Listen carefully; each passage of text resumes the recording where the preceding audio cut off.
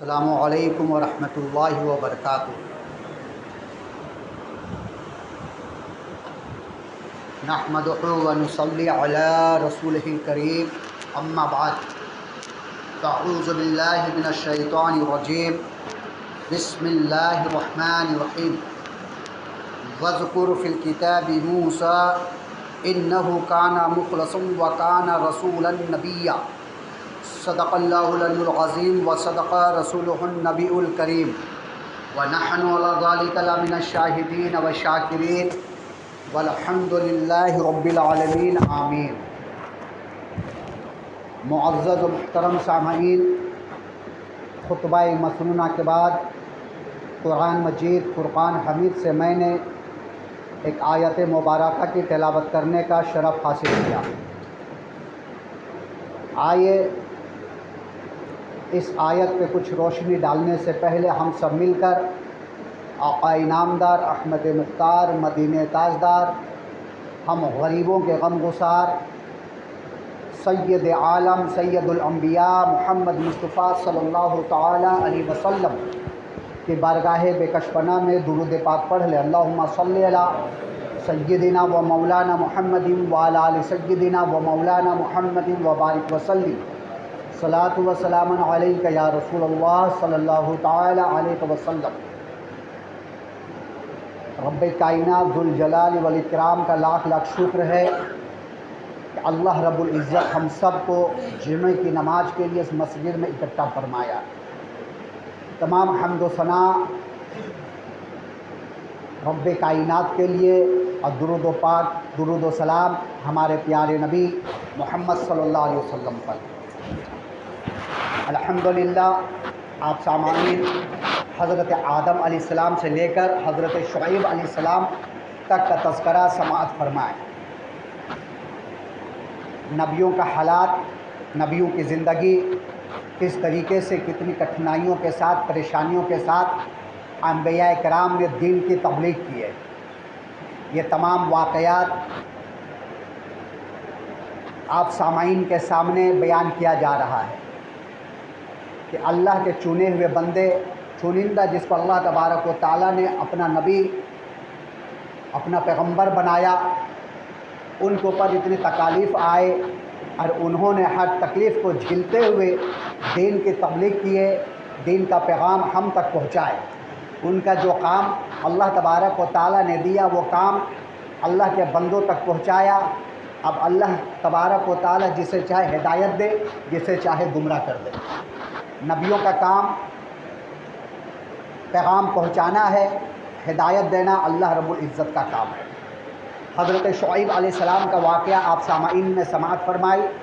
240 سال تقریباً حضرت شعیب علیہ السلام کی زندگی رہی۔ مدین میں حضرت شعیب علیہ السلام اپنی قوم کی طرف بھیجے گئے تھے، اریکہ کی طرف۔ اسی زمانے میں مصر میں تہلکہ مچا ہوا تھا۔ اللہ تبارک و تعالیٰ نے حضرت موسیٰ علیہ السلام کو مصر کے جانب نبی بنا کر مبعوث فرمایا۔ کم و پیش 1,24,000 نبی اس دنیا میں تشریف لائے، لیکن ان سب میں سب سے زیادہ تذکرہ قرآن میں جو آیا ہے وہ حضرت موسیٰ علیہ السلام کا ہے۔ قرآن میں 114 صورتیں ہیں، ان 114 صورتوں میں 72 صورتوں میں حضرت موسیٰ علیہ السلام کا تذکرہ ہے، 72 صورتوں میں۔ اور کہیں کہیں ایسی صورتیں ہیں جس میں لگاتار حضرت موسیٰ علیہ السلام کا واقعات بیان کیا گیا ہے، اور نبیوں کا واقعہ تذکرہ مختصر ہے، اشارتاً ہے۔ جیسے آپ نے واقعہ سماعت فرمائے تھے حضرت یوسف علیہ السلام کا، ان کا بھی واقعہ بالکل در پہ در بتایا گیا ہے قرآن پاک میں، پیدائش سے لے کر کے دنیا کے آخری حصے تک، یعنی کوچ کرنے تک۔ اسی طریقے سے حضرت سلیمان علیہ السلام کا بھی تذکرہ سماعت فرمایا۔ حضرت موسیٰ علیہ السلام کا بھی تذکرہ پیدائش سے لے کر آخری رہتی دنیا، یعنی جب تک حیات میں رہے، پورا تذکرہ حضرت موسیٰ علیہ السلام کا قرآن میں ملے گا۔ اب سورۃ القصص اٹھا لے، सूरतुल तहा उठा ले, सूरतुल बकरा एक गाय के नाम से जो नाम रखा गया है उस सूरे का, हज़रत मूसा अलैहिस्सलाम और गाय का वाक़या बहुत तफसील के साथ बयान किया गया है।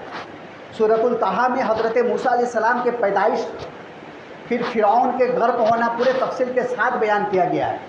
सूरतुल क़सस में हज़रत मूसा अलैहिस्सलाम को फ़िरौन तक पहुँचाना, फ़िरौन को ख्वाब दिखलाना, फ़िरौन तमाम बनी इसराइल के बच्चों को कत्ल करवाना, तमाम वाक़या सूरतुल क़सस में आपको मिल जाएंगे।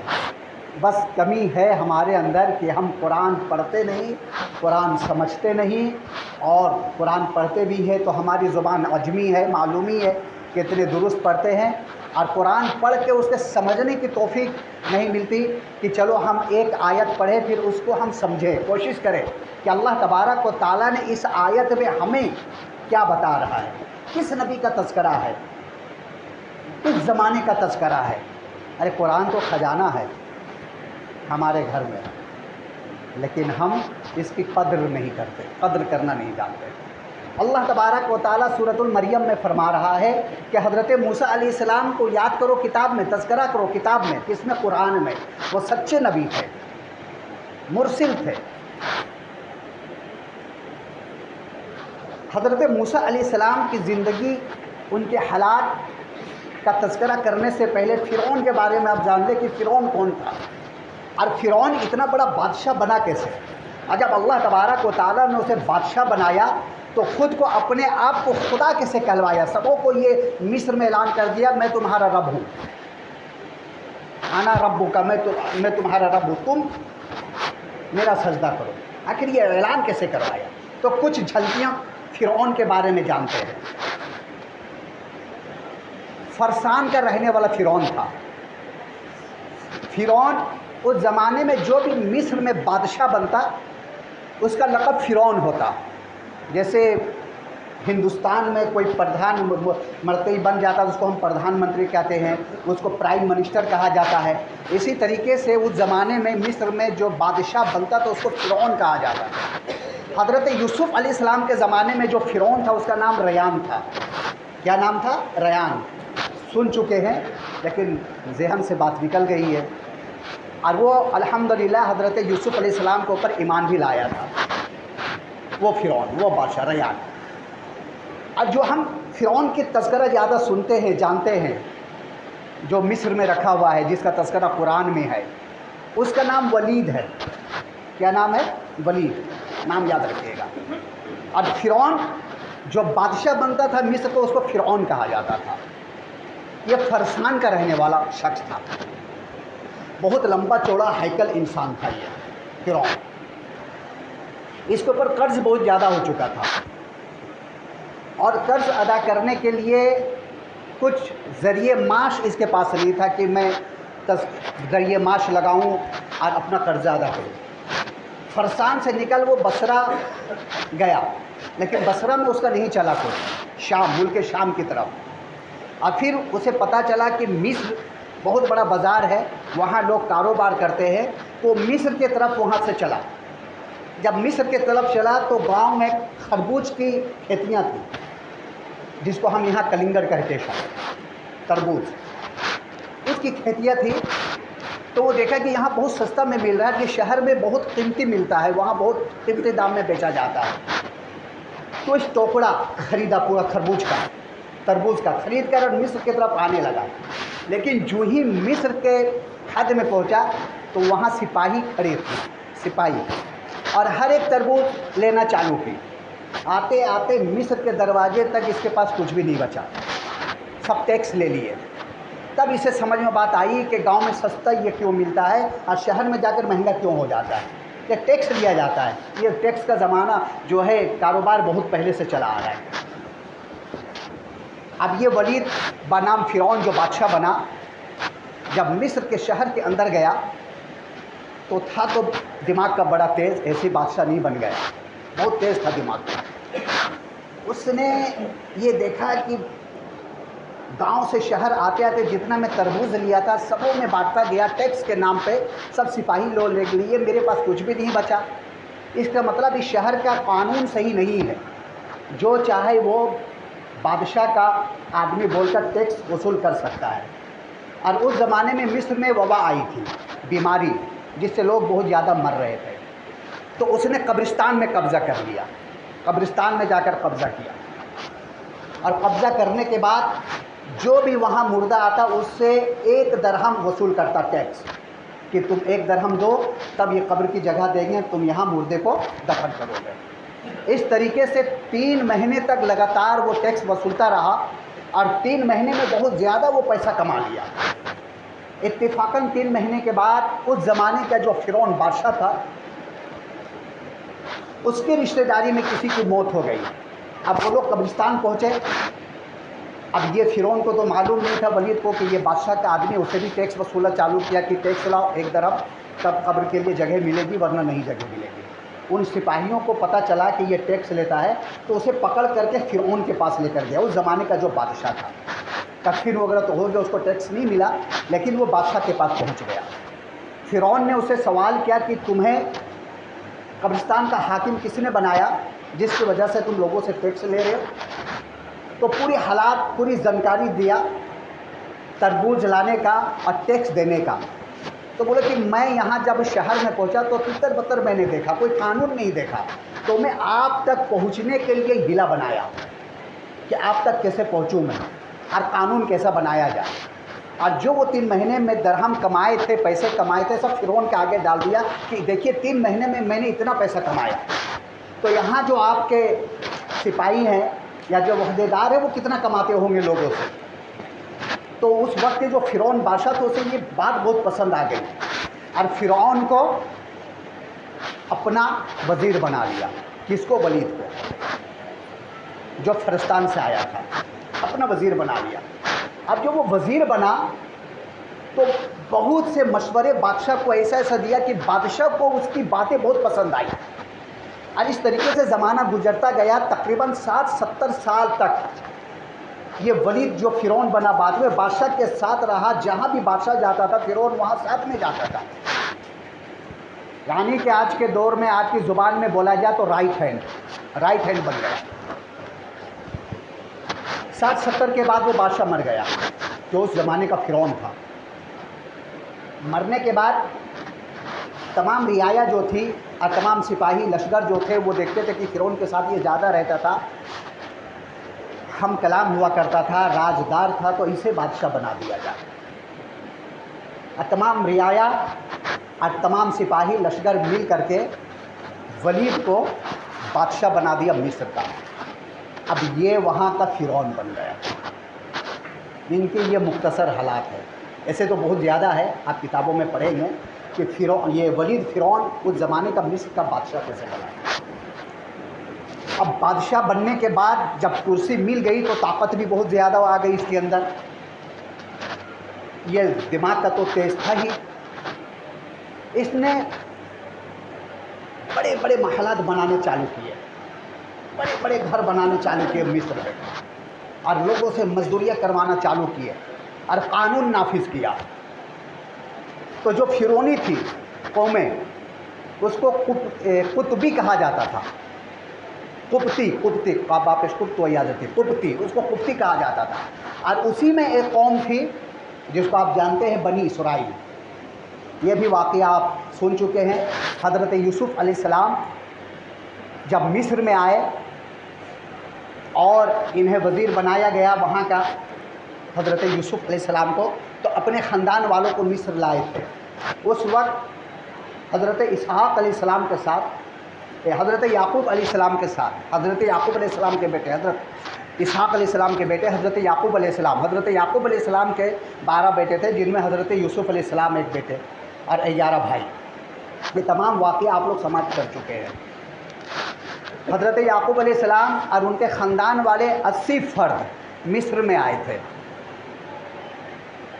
उसके बाद तकरीबन यानी हज़रत मूसा अलैहिस्सलाम का जो ज़माना गुजरा है, हज़रत ईसा अलैहिस्सलाम से पहले ज़माना 1500 साल का गुजरा। 1500 साल पहले हज़रत मूसा अलैहिस्सलाम इस दुनिया में मबूस हुए थे। हज़रत ईसा अलैहिस्सलाम को इस दुनिया में आने से पहले 1500 साल पहले حضرت موسیٰ علیہ السلام اس دنیا میں محبوس ہوئے اور حضرت عیسیٰ علیہ السلام کے دنیا سے آسمان کے جانب کوچ کرنے کے بعد 500 سال 570 یا 550 سال کے بعد ہمارے حضور صلی اللہ علیہ وسلم اس دنیا میں تشریف لائے. تو ہمارے زمانے کے حساب سے حضرت موسیٰ علیہ السلام کا زمانہ 2000 کا ہے ڈسٹینس، یعنی 2000 سال پہلے حضرت موسیٰ علیہ السلام اس دنیا میں تشریف لائے تھے. اعلیٰ حضرت امام احمد رضا خان فاضل بلیلوی علیہ رحمہ و رضوان تحقیق کی کہ دنیا کب سے بنی اور قیامت کب آنے والی ہے. تو ان کے تحقیق کرنے میں وہ تحقیق کی ہے کہ اب یہ دنیا صرف 450 یا 500 سال اور چلے گی، اس کے بعد قیامت برپا آ جائے گی. اعلیٰ حضرت کا گزرے ہوئے 100 سال کا زمانہ گزر گیا، تو اگر ہم 550 سال لیتے اس زمانے میں تو 100 سال گزر گیا تو بچا کتنا؟ 550 سال میں 100 سال آپ مائنس کر دیجئے، کتنا بچے گا؟ 450 سال یا 400 سال. ابھی سے انشاءاللہ تبارک و تعالی، اللہ چاہا تب، نہیں تو اللہ بہتر جانتا ہے کہ قیامت کب آنے والی ہے. صرف علم کے حساب سے علماء کرام یہ بتاتے ہیں کہ 400 سال اور یہ دنیا باقی رہے گی. 400 سال یعنی حضرت موسیٰ علیہ السلام کا 2000 اور 2000 سال ادھر، 4000 سال حضرت موسیٰ علیہ السلام کے بعد. 400 سال یہ دنیا اور باقی رہے گی، وہ اللہ بہتر جانے، علم کے حساب سے بس بتایا جا رہا ہے. اب یہ ضروری نہیں ہے کہ 400 سال باقی رہے، ہو سکتا اللہ تبارک و تعالیٰ 1000 سال یا نہ جانے کتنے سال یا پھر 100 سال 200 سال یا 50 سال میں قیامت برپا ہو جائے. لیکن علم کے حساب سے اگر جوڑائے گا تو 400 سال یا 450 سال یہ دنیا اور باقی رہنے والی ہے. ان 400 سال میں بہت کچھ دنیا میں ہونے والی ہے، بہت کچھ. وہ سب کتابوں میں وارد ہے.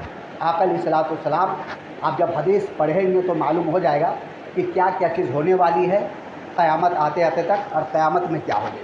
تو حضرت موسیٰ علیہ السلام، حضرت عیسیٰ علیہ السلام کو اس دنیا میں مبعوث ہونے سے پہلے 1500 سال پہلے اس دنیا میں تشریف لائے، وہ بھی مصر میں. تو حضرت یوسف علیہ السلام کے خاندان والے 80 فرد آئے تھے مصر میں. انہی کی تعداد بڑھتے بڑھتے اس وقت مصر میں، جس وقت ولید بادشاہ بنا تھا، 6 لاکھ کی آبادی ہو چکی تھی. آئے تھے 80 فرد، لیکن کتنی کی آبادیاں ہو چکی تھی؟ 6 لاکھ کی آبادی. ایک دن فرعون یہ خواب دیکھا کہ مسجد اقصی سے ایک چنگاری نکلی، اور وہ چنگاری بڑھتے بڑھتے مصر میں آئی، اور جتنی قبطی تھے سب کو ہلاک کر دی وہ آگ. لیکن بنی اسرائیل کو کچھ بھی نہیں ہوا. جتنے فرعونی تھے سبوں کے گھر میں آگ لگ گئی، سب اس آگ میں جل بھن گئے. اور جو اسرائیلی گھر تھے ان کے گھر میں ایک بھی چنگاری نہیں آئی. اب یہ بیتاب ہو کر اٹھا صبح، اور جتنے نجومی تھے خواب کی تعبیر بتانے والے اپنا خواب بیان کیا. تو نجومیوں نے ایک کتاب کھولا اور علم کے بنا پہ یہ کہا کہ فرعون، بنی اسرائیل میں ایک بچہ پیدا ہوگا جو آپ کے تخت کو الٹ دے گا. یہ جو خدائی دعویٰ ہے نا آپ کی، وہ خدائی دعویٰ آپ کی ختم ہو جائے گی. اب یہ جب سنا تو حکم دے دیا کہ بنی اسرائیل میں جتنے بھی بچے پیدا ہوں مذکر سب کو قتل کیا جائے، نوزائیدہ بچے کو قتل کر دیا جائے. جتنے لڑکے ہوں مذکر سب کو قتل کر دیا جائے، اور جو بچیاں ہوں یعنی بچی اسے چھوڑ دیا جائے، اسے نہ مارا جائے. اس طریقے سے تقریباً 3 سال تک چلتا رہا. بنی اسرائیل میں جتنے بچے پیدا ہوئے سب کو قتل کرتا گیا. فرعون کو مشورہ دیا گیا، ان کے وزراء جو تھے وہ مشورہ دیا کہ اگر بنی اسرائیل کے بچوں کو اسی طریقے سے قتل عام ہوگا تو مزدور نہیں ملیں گے. پھر یہ جو بڑے بڑے محلات بنا رہے ہو، بڑے بڑے مکانات بنا رہے ہو، بنائے گا کون؟ پھر وہ بنی اسرائیلی کو مزدوری میں لگاتا تھا فرعون، اور جو مزدوری نہیں کرتا تھا اس کے ہاتھ پیر پورا دن باندھ کے رکھتا تھا. اتنا سخت بنی اسرائیلیوں کے ساتھ سختی کیا کرتا تھا فرعون. भूखा प्यासा उनसे काम लिया करते थे, औरतों को ला करके खातिमा का काम किया करवाता था। अब मर्दों नौजवानों को बड़ी बड़ी बिल्डिंगियाँ बनाया करता था। उसे शुरू से ही शौक था बिल्डिंग बनाना, बड़े बड़े महलात बनाना, और मिस्र का मुरक्का और भी ज़्यादा वो बढ़ा दिया। तो ये मशवरा देने के बाद फ़िरौन ये कहा कि एक दिन या एक महीना बच्चों को कत्ल किया जाए और एक महीना ना कत्ल किया जाए। एक महीने जितने बच्चे पैदा हों उन सबको सेव किया जाए, और एक दिन या एक महीने बाद जो बच्चे हों उनको कत्ल कर दिया जाए। अल्लाह आलम एक दिन या एक महीना है, अगले जुम्मा बताता हूँ इंशाअल्लाह, ज़हन से बात निकल गई है। दुरूद शरीफ पढ़ लीजिए। अल्लाहुम्मा सल्ली अला सय्यिदिना व मौलाना मुहम्मदिन व अला आलि सय्यिदिना मौलाना मुहम्मदिन व बारिक वसल्लम सलातु व सलामुन अलैका या रसूलल्लाह सल्लल्लाहु अलैहि वसल्लम। ये कत्ल आम हो रहा था, मशवरा दिया कि अगर सब बच्चे को कत्ल कर दिया जाएगा तो फिर कोई मज़दूर नहीं मिलेगा। ये जो अभी मज़दूर है आगे चल के बुढ़े हो जाएंगे, ये काम नहीं कर सकते, तो आप ऐसा काम करो, कत्ल को रोकवा दो। तब फ़िरौन ने ऐलान करवाया एक महीने जितने बच्चे पैदा एक महीने के दरमियान उसे छोड़ दिया जाए, और एक महीने के बाद जो बच्चा पैदा हो उसे कत्ल कर दिया जाए। तो 3 साल तक लगातार जो कत्ल हुआ उसमें हज़रत मूसा अलैहिस्सलाम की वालिदा मोहतरमा, उनके वालिद मोहतरम का नाम है इमरान। हज़रत मूसा अलैहिस्सलाम के वालिद का नाम इमरान, उनके यहाँ एक बच्ची पैदा हुई जिनका नाम मरियम। 3 साल के बाद जिस साल ये हुक्म था, हाँ 1 साल बच्चे को कत्ल कर दिया जाए और 1 साल ना किया जाए, 1 साल का वक्फा है, 1 साल का वक्फा है। ये दुरूद पढ़ने से कितना फ़ायदा, भूली हुई बात याद आ जाती है। कोई चीज़ भी अगर आपको भूल जाए तो दुरूद शरीफ पढ़िए, इंशाअल्लाह आपको याद आ जाएगी वो बात। कोई चीज़ भी आप रख के भूल जाए या कोई आइटम गुम हो जाए कोई चीज़, तो आप दुरूद शरीफ पढ़िए, इंशाअल्लाह याददाश्त वो चीज़, भूली हुई चीज़ आपको याद आ जाएगी। 1 साल। तो जिस साल सेव करना था, बच्चों को कत्ल नहीं करना था, उस साल हज़रत हारून अलैहिस्सलाम पैदा हुए थे, हज़रत हारून अलैहिस्सलाम। और जिस साल ये हुक्म था कि बच्चों को कत्ल कर दिया जाए 1 साल के बाद, उस साल हज़रत मूसा अलैहिस्सलाम पैदा हुए। सूरतुल क़सस में ये पूरा वाक़या है। अब सूरतुल क़सस खोलें और उसमें पढ़ें, पैदाइश से लेकर के हज़रत मूसा अलैहिस्सलाम की ज़िंदगी जवानी तक, और फिर वहाँ से एक मुक्का मारते हुए कुतुबियों को फिर मदाइन की तरफ जाते वक्त, ये पूरा क़ससुल इसमें है, सूरतुल क़सस में, और फिर वहाँ से लेकर सूरतुल ताहा में है। बताया ना 72 ऐसे सूरतें जिसमें हज़रत मूसा अलैहिस्सलाम का तज़किरा है। ये तज़किरा इंशाअल्लाह बहुत दिनों तक चलेगा, और सबसे ज़्यादा आप हज़रत मूसा अलैहिस्सलाम को ही गौर से सुनते होंगे या जानते होंगे। हज़रत मूसा अलैहिस्सलाम का तज़किरा बहुत आता है, सूरतुल कहफ़ में भी है हज़रत मूसा अलैहिस्सलाम का वाक़या। अब हज़रत मूसा अलैहिस्सलाम उस साल पैदा हुए जिस साल कत्ल करने का हुक्म था कि फ़िरौन ने जारी किया था 1 साल बच्चों को कत्ल कर दिया जाए और 1 साल रोका जाए। जिस साल कत्ल करने का हुक्म था उस साल हज़रत मूसा अलैहिस्सलाम पैदा हुए। अल्लाह तबारक व तआला ने हज़रत मूसा अलैहिस्सलाम की वालिदा को इल्हाम किया। इल्हाम, बहुत ऐसे अल्लाह के वली हैं, वलियाँ हैं जिसको अल्लाह तबारक व तआला इल्हाम करता है, इल्हाम करता है, दिल में बातें बता देता है ये काम करो, और दिल वही काम करता है जो अल्लाह तबारक व तआला इल्हाम देता है दिल में, डायरेक्ट अल्लाह तबारक व तआला की तरफ। इल्हाम ये हुआ कि आप मत डरो, जब कोई खास्ता हो, कोई ऐसा डर हो कि फ़िरौन को मालूम हो गया है बच्चा पैदा हुआ है तुम्हारे घर में, तो संदूक में मूसा अलैहिस्सलाम को डालकर दरिया में छोड़ देना, हिफाजत करने वाला मैं हूँ, और फिर तुम्हारे जानिब तुम्हारे बच्चे को मैं पहुँचाऊँगा, पहुँचाने वाला मैं हूँ, तुम्हारे गोद में लाकर डालूँगा। अल्लाह तबारक व तआला ने सूरतुल क़सस में पूरे सूरे हैं, हाफिज़ जी बैठे हुए हैं, मैं हाफिज़ नहीं हूँ इसलिए सिर्फ तर्जुमा बता रहा हूँ। हज़रत मूसा अलैहिस्सलाम की वालिदा मोहतरमा को इल्हाम होने के बाद जब उनकी दाई जो आई थी वो सहेली थी, वो आकर बताई कि फ़िरौन तमाम घरों में सिपाही को दौड़वा रहा है कि देखो किसके घर में बच्चा पैदा हुआ है और कौन बच्चे को छुपाया है। बहुत से लोग अपने बच्चों को पहाड़ों में जाकर छुपा दिया करते थे। उसी में सामरी आएगा इंशाअल्लाह तज़किरा, उसी साल सामरी भी पैदा हुआ, उसका भी नाम मूसा है, उसका भी नाम मूसा है। वो मुर्तिद हुआ, मुनाफिकीन था, गाय का बछड़ा बना करके पूजा गाय की वहीं से शुरू हुई है, और उसकी माँ ने उसे पहाड़ में जाकर छुपाई थी। اس کو پہاڑ میں چھپائی تھی. اور یہ حضرت موسیٰ علیہ السلام جو اللہ کے نبی ہوئے، پیغمبر بنے، ان کی امی نے ان کو صندوق میں ڈال کر کے دریا میں چھوڑ دی، دریائے نیل میں. وہاں حضرت جبرائیل علیہ السلام ان کی پرورش کر رہے، جو سامری بنام سامری، ان کی قبیلے کا نام سامرا تھا، تو اسی سے وہ چمکا نام سے سامری، اصل نام موسیٰ ہے. اس کو حضرت جبرائیل علیہ السلام اپنے انگوٹھے سے دودھ پلا رہے، اس کی پرورش کر رہے. اور یہ حضرت موسیٰ علیہ السلام جو مارنا چاہتا تھا، فرعون کے گھر میں پلے ہیں.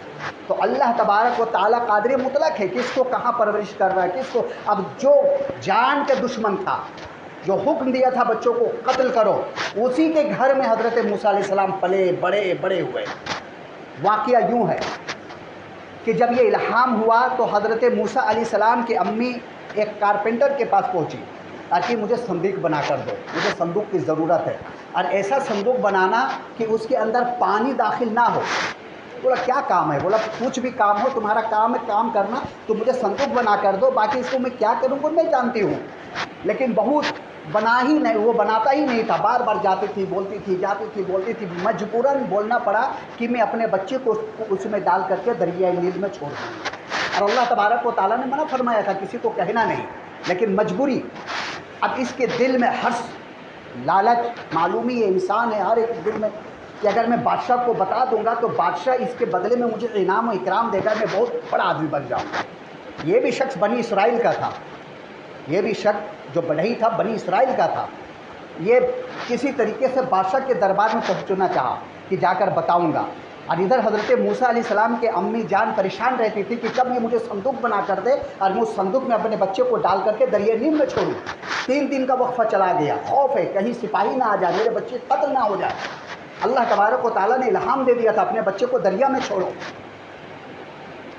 کسی طریقے سے یہ فرعون کے پاس پہنچا کارپینٹر، لیکن اللہ حفاظت کرنے والا. جو ہی وہ فرعون کے پاس پہنچا اس کی زبان گنگ ہو گئی، کچھ بول نہ پایا. فرعون نے درباریوں سے پوچھا یہ کون ہے پاگل یہاں آ کر کے خاموش ہے، اشارہ کر رہا، کچھ بول نہیں، اس کو باہر نکالو. سپاہیوں نے نکالا، لات جوتے مارے، پھر اپنے گھر پہ گیا، زبان آ گئی، بولنے لگا. حضرت موسیٰ علیہ السلام کی امی جان پھر آئی، کہی کیا میرا صندوق تیار ہے؟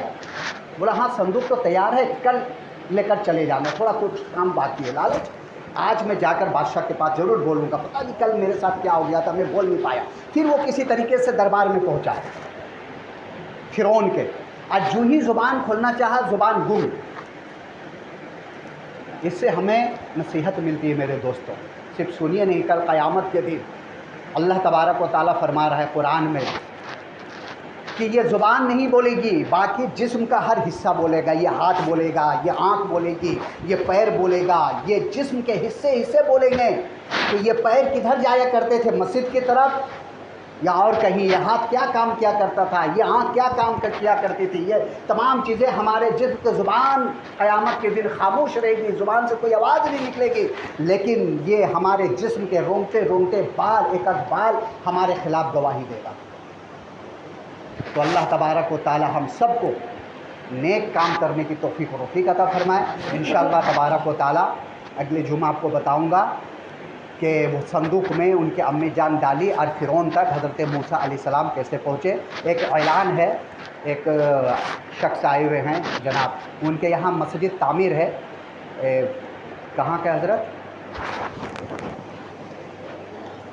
سکھری راجہ، یو پی اور ایم پی کا بارڈر میں ہے، اور وہاں غیر ان سے زمین لی گئی ہے جس کا 2,40,000 بقایا ہے، تو اس کو ادا کرنی ہے. آپ لوگ مدد کریں، مسجد وہاں بنائیں گے، اللہ تبارک و تعالیٰ اس کے بدلے میں جنت میں بڑا محل بنا کر عطا فرمائے گا. اللہ تبارک و تعالیٰ سے دعا ہے کہ اللہ تبارک و تعالیٰ ہم سب کو حضرت موسیٰ علیہ السلام کے نقش قدم پر چلنے کی توفیق و رفیق عطا فرمائے. وآخر دعوانا والحمد للہ رب العالمین. استغفر اللہ ربی من کل ذنب واتوب الیہ بحق لا الہ الا اللہ محمد رسول اللہ صلی اللہ علیہ وسلم. سبھی لوگ کھڑے ہوتے سبھی درست کر لیا اچھے سے.